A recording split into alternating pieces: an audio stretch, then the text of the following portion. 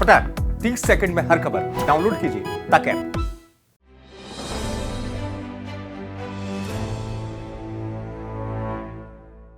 नमस्कार, मैं हूं हेमेंद्र शर्मा और आप देख रहे हैं एमपी राउंडअप। मध्य प्रदेश की पूर्व मुख्यमंत्री उमा भारती ने सितंबर में भोपाल में एक प्रेस कॉन्फ्रेंस करके शिवराज सिंह चौहान की सरकार को अल्टीमेटम दिया कि यदि 15 जनवरी तक मध्य प्रदेश में शराबबंदी नहीं की गई तो वो खुद सड़कों पर लठ लेकर उतरेंगी और शराब की दुकानें बंद करवाएंगी। 15 जनवरी को बीते हुए अब 4 दिन हो गए हैं, लेकिन उमा भारती का कोई अता पता नहीं है। इस बीच शिवराज सिंह चौहान की कैबिनेट ने आज एक फैसला लिया और कहा कि मध्य प्रदेश में नई शराब की दुकानें नहीं खोली जाएंगी, लेकिन शराबबंदी पर कोई निर्णय नहीं लिया गया। तो सवाल यह है कि क्या उमा भारती ने सिर्फ दबाव बनाने के लिए यह घोषणा की थी? और एक सवाल यह भी है कि क्या वाकई में ही मध्य प्रदेश में शराबबंदी की जा सकती है? क्योंकि शिवराज सिंह के एक और मंत्री ने आज कहा है कि अगर शराबबंदी की गई तो उसके दुष्परिणाम भी देखे जा सकते हैं और लोग अवैध शराब का सेवन कर सकते हैं, जैसा कि बाकी राज्यों में जहां पर शराबबंदी की गई है हो रहा है। इन सभी सवालों पर चर्चा करने के लिए आज हमारे साथ मौजूद होंगे senior journalist mister Arun Dikshit. लेकिन उससे पहले एक नजर प्रदेश की बाकी अहम खबरों पर। मध्य प्रदेश के ऊर्जा मंत्री प्रद्युम्न सिंह तोमर ने शराबबंदी के लिए उमा भारती द्वारा चलाई जा रही मुहिम पर सरकार द्वारा नई शराब की दुकानों को खोलने पर लगाई गई रोक को सही बताते हुए कहा है कि बिना सोचे समझे शराबबंदी नहीं की जा सकती, क्योंकि इससे अवैध शराब का सेवन बढ़ता है, जैसे कि बिहार में हो रहा है। रतलाम में एक 50 साल के आदमी ने इसलिए आत्महत्या कर ली क्योंकि उसका एक वीडियो सोशल मीडिया पर वायरल कर दिया गया, जिसमें वो एक एक्सीडेंट में क्षतिग्रस्त हुई मोटरसाइकिल के बदले में नई मोटरसाइकिल देने की बात कर रहा था। मृतक के बेटे ने पुलिस को आवेदन दिया है कि उसके पिता की कार से एक मोटरसाइकिल के साथ एक्सीडेंट हो गया था, जिसके बाद मोटरसाइकिल सवारों ने उनसे नई मोटरसाइकिल की मांग की और एक वीडियो रिकॉर्ड किया, जिसको सोशल मीडिया पर वायरल कर दिया गया। इंदौर के मांगलिया स्थित फार्म हाउस पर हुए गैंगरेप के 5 आरोपियों को पुलिस ने गिरफ्तार कर लिया है। गौरतलब है कि इंदौर के एक बिल्डर राजेश विश्वकर्मा ने मैट्रिमोनियल साइट पर रायपुर में रहने वाली एक महिला को फंसाया और शादी का झांसा देकर उसे इंदौर ले आया, जहां पर महिला के साथ कई दिनों तक गैंगरेप किया गया। पीड़ित महिला को जान से मारने की धमकी के बाद रायपुर छोड़ा गया। पुलिस के मुताबिक बिल्डर की इंदौर और उज्जैन समेत कई शहरों में प्रॉपर्टीज हैं, जिनकी जानकारी इकट्ठी की जा रही है।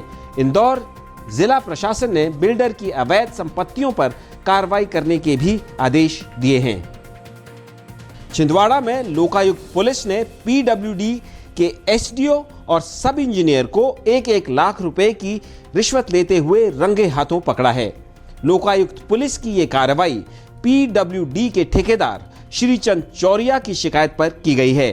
ठेकेदार ने लोकायुक्त पुलिस को अपनी शिकायत में आरोप लगाया था कि एसडीओ विजय चौहान और सब इंजीनियर हेमंत कुमार सड़क किनारे लगने वाले साइन बोर्ड के टेंडर का बिल पास कराने की एवज में उससे 2,40,000 रुपए की रिश्वत की मांग कर रहे थे। और अब बारी मध्य प्रदेश में शराबबंदी की। हमारे साथ इस मुद्दे पर चर्चा करने के लिए मौजूद हैं senior journalist mister Arun Dikshit. Sir, Uma Bharti ने 4 महीने पहले प्रेस कॉन्फ्रेंस करके ऐलान किया और सरकार से कहा कि अगर 4 महीने के अंदर 15 जनवरी तक शराबबंदी मध्य प्रदेश में नहीं होगी तो वो लठ लेकर खुद सड़कों पे उतरेंगी, शराब की दुकानें बंद करेंगी। ऐसा तो हुआ नहीं। तो मैं ये आपसे जानना चाहता हूं कि उमा भारती इस तरह की बयानबाजी क्यों करती है? क्यों उन्होंने बोला? क्या ये सिर्फ एक दबाव के लिए किया गया था? दरअसल पिछले दिनों उमा भारती ने जो बयान दिए, जिस तरह की बातें की हैं, उससे एक चीज साबित हो गई कि उमा भारती खुद चर्चा में रहना चाहती हैं, खुद का वजूद बताने और दिखाने के लिए कि वो भी हैं मध्य प्रदेश में। उमा भारती इस तरह की कोशिश करती हैं। अभी कल मैंने जब बात की थी, उमा भारती को 15 जनवरी को आके मुहिम शुरू करनी थी। उन्होंने कहा था गंगा सागर की यात्रा करेंगे गंगा मेले के बाद आके। तो कल उनके घर से बताया गया कि वो जगन्नाथपुरी में हैं, उनसे कोई संपर्क नहीं हो सका। उमा भारती जी का ये स्वभाव बना, जब से वो सत्ता के हाशिए पर गई हैं तो वो किसी न किसी तरह दबाव बनाने की राजनीति करती हैं। लेकिन मध्य प्रदेश सरकार उनके दबाव में पहले कोशिश की कि नहीं आए, लेकिन अब ऐसा लग रहा है कि शायद उमा भारती की बात को थोड़ा बहुत इंडोर्स कर रही है कैबिनेट। सर, आज कैबिनेट ने एक डिसीजन लिया और कहा कि हम नई शराब की दुकानें मध्य प्रदेश में नहीं खोलेंगे, लेकिन इससे पहले मध्य प्रदेश सरकार शराब की बिक्री कैसे बढ़ाई जाए इसके ऊपर विचार कर रही थी। देखिए, सबसे बड़ा मुद्दा है शराब से आने वाला रेवेन्यू। जो पैसा शराब से आता है वो इस सरकार की आय का बहुत बड़ा हिस्सा है, और आपको पता होगा कि मध्य प्रदेश सरकार 2 लाख करोड़ से ज्यादा का कर्ज ले चुकी है। तो तब जो बात हुई थी वो इसी वजह से हुई थी कि किस तरह से शराब की बिक्री बढ़ाई जाए ताकि सरकार को ज्यादा से ज्यादा राजस्व मिले। और एक बड़ी बात यह है कि कोरोना काल में पूरे देश में जो रेवेन्यू बढ़ा है वो शराब से बढ़ा है। हर आदमी दौड़ के, चाहे दिल्ली हो, अरविंद केजरीवाल ने भी शराब पर रेवेन्यू बढ़ाया और उन्होंने शराब की छूट दी। तो शिवराज सिंह भी वही कर रहे थे, लेकिन बीच में उन्हें लगा कि शायद उमा भारती का दबाव, उमा भारती ज़्यादा चर्चा में ना आ जाएं क्योंकि बहुत बड़ा खतरा इनके लिए रहती है, इसलिए उन्होंने तब कुछ नहीं कहा था।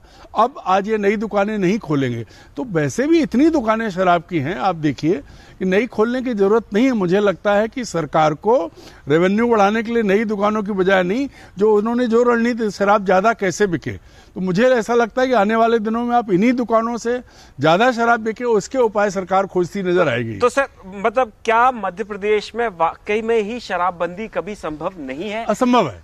अच्छा, देश के किसी राज्य में, महात्मा गांधी का राज्य गुजरात, वहां शराबबंदी शुरू से लागू है, लेकिन आपको जिस तरह की शराब चाहिए वहां मिलती है। और देश के हर राज्य से, मध्य प्रदेश से तो बहुत बड़े लेवल पे सप्लाई है गुजरात के लिए, हर राज्य से शराब पहुंचती है। हरियाणा, पंजाब, हिमाचल प्रदेश, जब ट्रक पकड़े जाते हैं, कभी टैंकर में, कभी गैस टैंकर में, तो गुजरात में सबसे ज्यादा।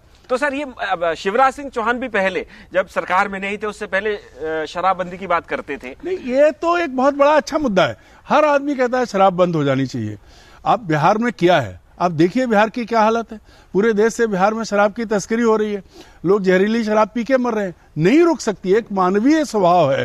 ये हिंदू अपने यहाँ देवता पीते थे सोमरस, तो वो चलता है। हिंदुस्तान की परंपरा नस नस में भरी है शराब, कोई नहीं रोक सकता है इसको। सर, मेरा फाइनल क्वेश्चन है सर आपसे कि शिवराज सिंह चौहान की तो कंपल्शन हो सकती है, उनको रेवेन्यू जनरेट करना है, सरकार चलानी है और यही एक सोर्स है अभी फिलहाल, लेकिन उमा भारती की क्या कंपल्शंस हैं? उन्होंने तो कहा था कि वो सड़कों पे उतरेंगी, शराबबंदी होनी चाहिए, वो नहीं आ रही है। उमा भारती का एक ही कंपल्सन है, उन्हें भी किसी भी तरह राजनीति की मुख्य धारा में लौटना है।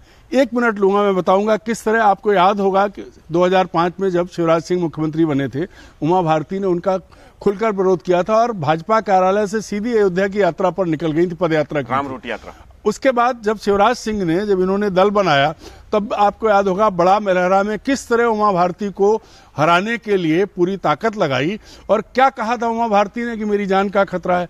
फिर उमा भारती मध्य प्रदेश से बाहर हो गई, राजनीति में लौटी भाजपा की, तो उत्तर प्रदेश के जरिए पहले विधायक बनी, फिर सांसद बनी। सांसद बनने के बाद उन्हें मंत्रिमंडल मिला गंगा जी। तब उन्होंने 2014 में कहा था कि 2018 तक गंगा साफ नहीं हुई तो जल समाधि ले लूंगी, लेकिन गंगा साफ नहीं हुई, उमा भारती साफ हो गई।